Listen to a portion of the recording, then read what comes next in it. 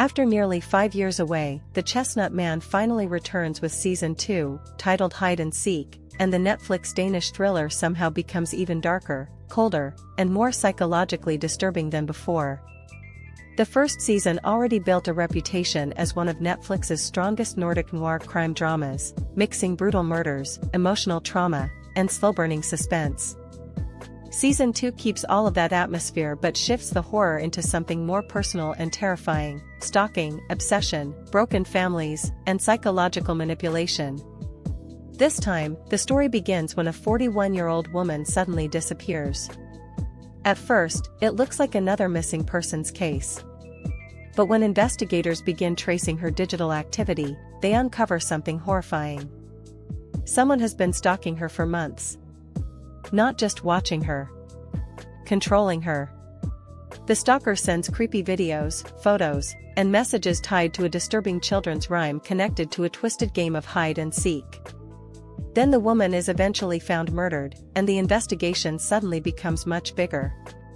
Detectives Naia, Thulin and Hess reunite for the case, but their relationship is no longer stable after everything they survived in Season 1. There is emotional distance, unresolved guilt, and obvious tension between them from the beginning.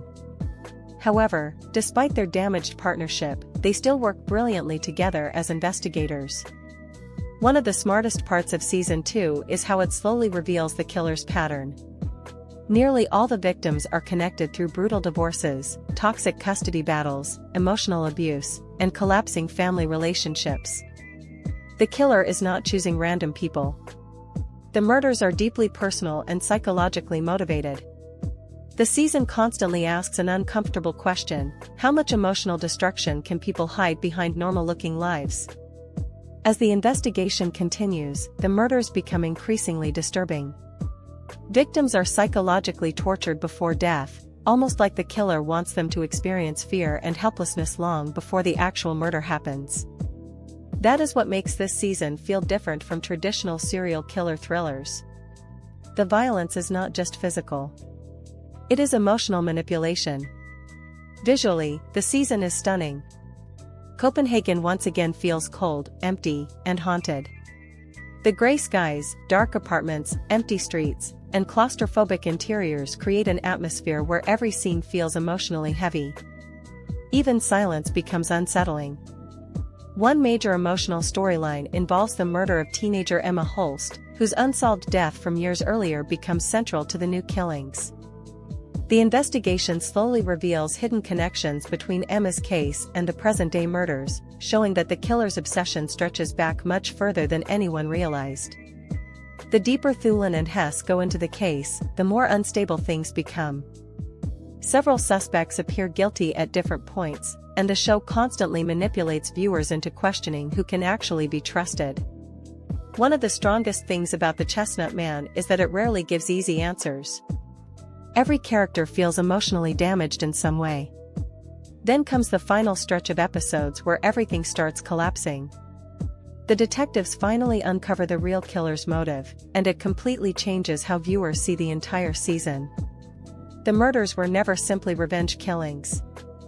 They were part of a deeply broken psychological need for control, punishment, and emotional domination connected to childhood trauma and abandonment.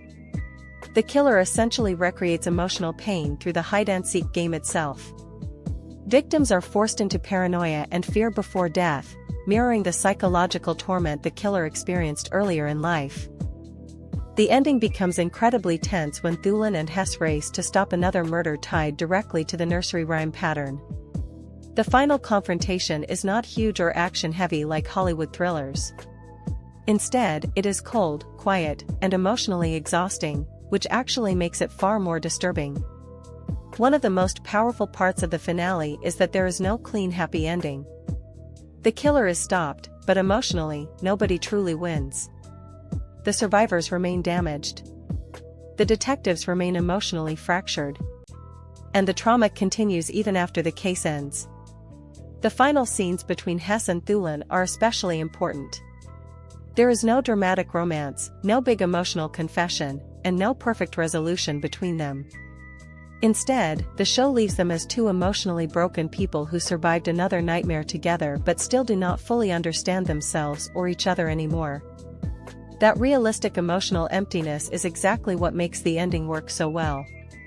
Season 2 also improves on some weaknesses from the first season. The pacing is tighter, the emotional stakes feel more personal, and the psychological horror becomes much stronger. The 6-episode structure keeps the story focused without unnecessary filler. At the same time, the show remains brutally dark. This is not an easy binge watch.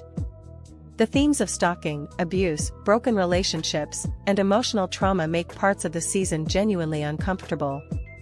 But that discomfort is also why the series stands out from most crime dramas on Netflix right now. The Chestnut Man Season 2 is not trying to be flashy or glamorous. It wants viewers to feel unsettled, emotionally drained, and constantly suspicious. And by the end, it succeeds completely. In the end, Hide and Seek proves why Nordic noir thrillers continue dominating the crime genre. The series mixes psychological horror, emotional realism, and brutal suspense into something that feels deeply human and terrifying at the same time.